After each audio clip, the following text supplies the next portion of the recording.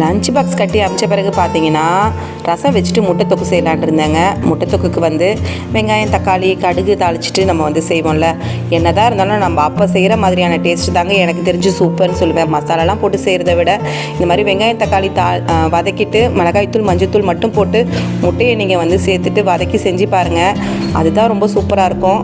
அதனால் நான் வந்து இதுதான் இன்றைக்கி ரெடி பண்ணேன். இதுக்கு வந்து என்ன ரசம் வைக்கலான்ட்டு இருந்தேன். திடீர்னு பார்த்தீங்கன்னா மட்டன் வாங்கிட்டு வந்துட்டார். டேரன் வந்து நுரையீரல் கேட்டுட்டு இருந்தான். அப்புறம் மட்டன் தான் இருக்குன்னு சொல்லி மட்டன் வாங்கிட்டு வந்தேன். நான் மட்டன் குழம்பு தான் ரெடி பண்ணேன். டேரன் என்ன சொன்னான்னா, காலையிலேயே மட்டன் குழம்பு உடனே ரெடி பண்ணிவிட்டு எனக்கு வந்து தோசைக்கு நான் அதை தான் வச்சு சாப்பிடுவேன் அப்படின்னா, நான் பூண்டு சட்னி அரைச்சிருக்கேன்டான்னு. இல்லை நான் வந்து தோசைக்கு எனக்கு மட்டன் குழம்பு வச்சு தான் நான் சாப்பிடுவேன். நான் அவனுக்காக வேகமாக நான் வந்து மட்டன் குழம்பு தான் ரெடி பண்ணேன். குக்கர்லேயே வேக வச்சு இப்போலாம் எடுத்துடுறேங்க. அவன் மட்டுமா சாப்பிடுவான், எங்கள் பாவாவும் எனக்கும் வந்து மட்டன் குழம்பு தான் வேணும்னு சொல்லிட்டாரு. அதனால் மட்டன் குழம்பு தான் வச்சுட்டு தோசை சாப்பிட்டாங்க. மத்தியானத்துக்கு மட்டன் குழம்பும் முட்டை கிரேவியும் தாங்க இன்றைக்கி லஞ்ச்.